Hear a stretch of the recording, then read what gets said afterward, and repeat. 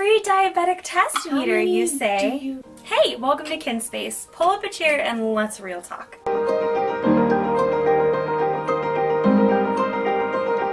I'm Mallory. I'm Brittany. And at Kinspace, we help people with goals dream forward using practical skill. Because, let's be real, mindset only gets you so far. Today we have some tips for you on how to social media. How to social media. We have so many clients that are always asking us, what should I be doing on social media? Am I doing this right? What could I be doing better? And we found that we have a lot of commonalities in the challenges that we're having with our clients. So we created 7 tips. Just for you! To help you. So, let's do this. All right. Tip 1, use each social media account intentionally. Each one of your channels, which is Instagram, Facebook, LinkedIn, all of those. Yeah. Each one of those should have a specific goal every single time you post, whether that's a specific goal for a campaign that you're running or a sales goal you want to reach for that quarter. You have that in mind every single time that you're posting. Make sure that you're posting original content on each different channel. The people on Instagram don't necessarily want to see the stuff you're going to post on Facebook. So tip 2 is keep in mind the 80-20 rule. 80% lifestyle, 20% sales. So things that are relevant are good to be posted on social media for 80% of the time. And then on the flip side of that, the other 20% of the time is going to be more actual sales pitches or educating about specific products. Whereas the lifestyle is kind of that peek behind the scenes of Instagram. It's going to be kind of like that, but it's going to be more of a formal setting. I have clients that are in the natural health field. So they might post about a new treatment that's being offered that is not necessarily what they're doing professionally, but something that is interesting to their target market. This is going to be one. Buckle up. We have a lot of opinions on this one. Tip 3, put out quality content. Please. Begging you. Please. All right. The images and stuff that you're posting do not have to be professionally taken, but they do have to be taken well. As humans, we like things that are aesthetically pleasing. We like clean lines. We like patterns. And that's not a specific taste, it's just what our brains are actually wired to prefer. So when you see an Instagram feed, a Pinterest board, or a single Pinterest pin graphic that is not laid out well, your brain automatically discounts that whether you want to or not. So some things that you can do to improve your images: if you're sitting on the couch and you want to take a picture of a bath bomb that you made, go by the window. Not here. This is not good. Don't do this. No. Set it down on something and get some really good, clean, fresh light on that. It takes an extra 5 seconds, but what you're putting out is going to be so much better because of it. Along with the lighting, making sure it's lighting that's facing the item versus backlighting. Terrible. Don't do this. Don't do this. This is backlighting. This is not good at all. So making sure that your lighting is towards whatever you're photographing versus from the back. Make sure you know what's in your background. If you're taking a picture of something up close and don't realize you have like dirty underwear over there, it's probably not a good idea to post that. Just move the dirty underwear. Right. Not here. Don't film here. Don't do this. There's stuff. A really cool thing about like photographing, anything that you're photographing, is that you get to control what's in that image. Bad. Don't do this.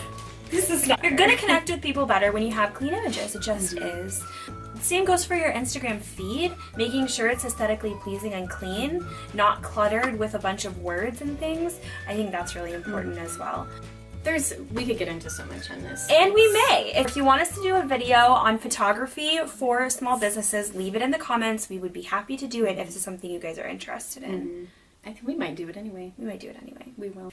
Another thing to keep in mind on your images that you're posting, each time you put out an image or a video, I mean really anything, that is like, think of it as a mini interview with your clients. And if you get hired for the job, that's them buying something from you.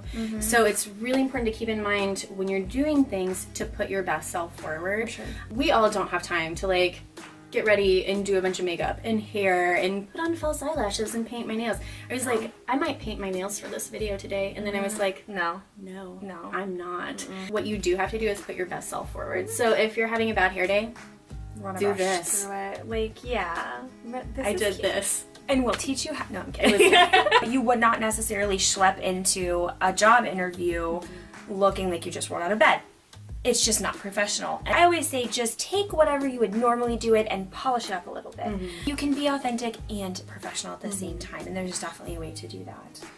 In the grand scheme of things, putting out quality imagery, if you really don't have the eye for things, stock imagery is fantastic. And they're free. Free. They're free. Free. They're free. Free. We'll link a couple of our favorites in the description box below.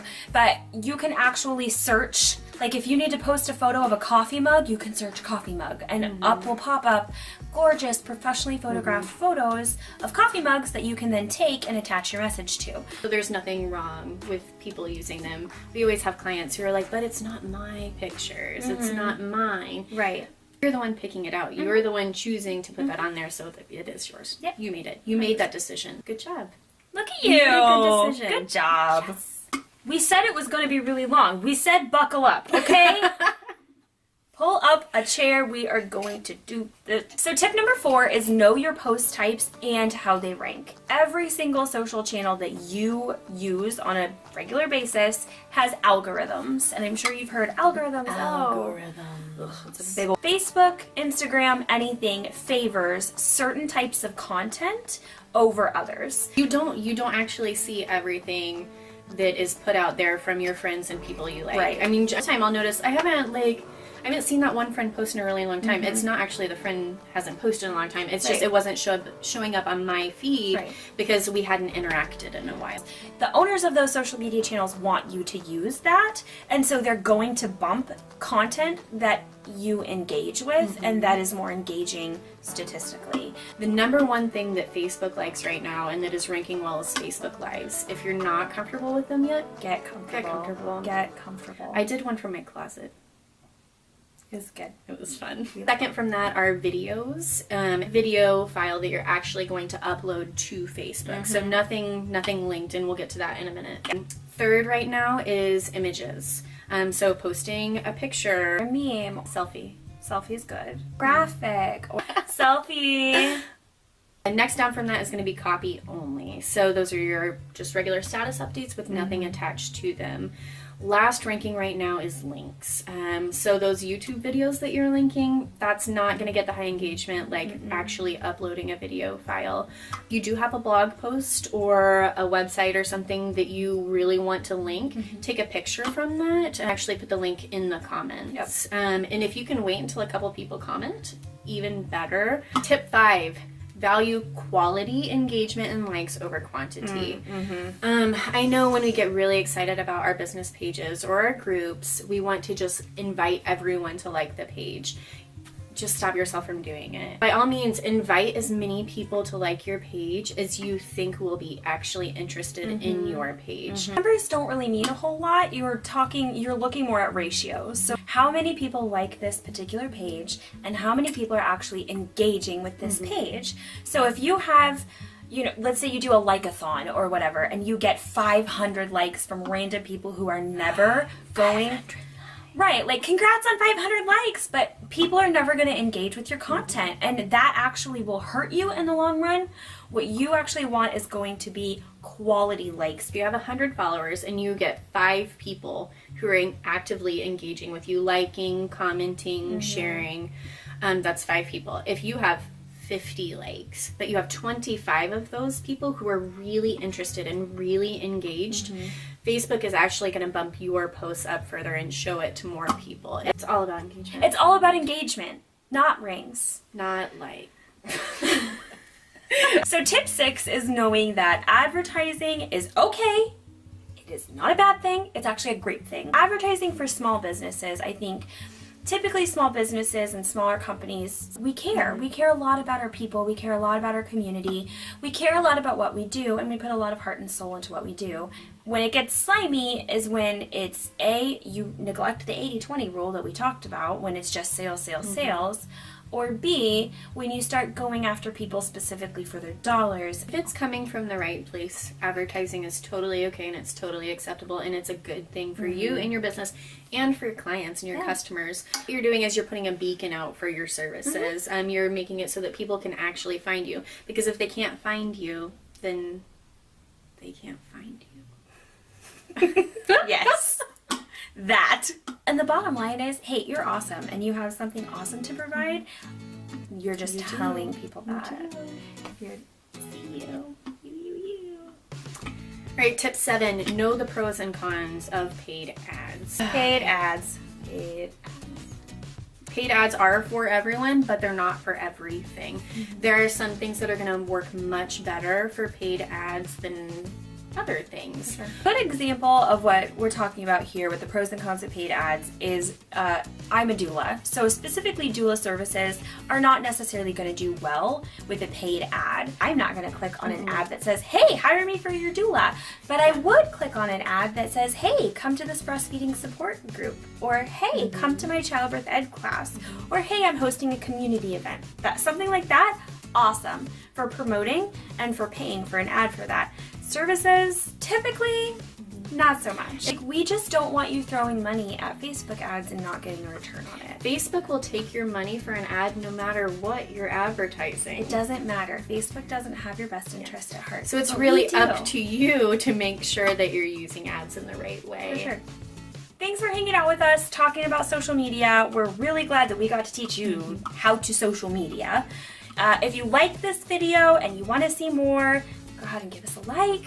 If you are interested in seeing some other things, leave us a comment. We'd really like to know what would be helpful for you guys. We're doing this as a service to you guys because we've realized so many commonalities and challenges that we have with our own branding and social media clients. So we're going to be putting more videos out like this, and we want to know which ones you want us to do. So what are your challenges? What are you having problems with? What do you not have time to do? Let us know. Let us know. You can also like us on Facebook and on Instagram. We will put our social media handles in the description box below. Other than that, thanks for sitting with us.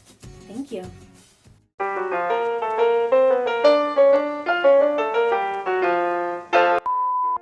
Okay. It's okay, Jake. That sounded so weird. Yeah.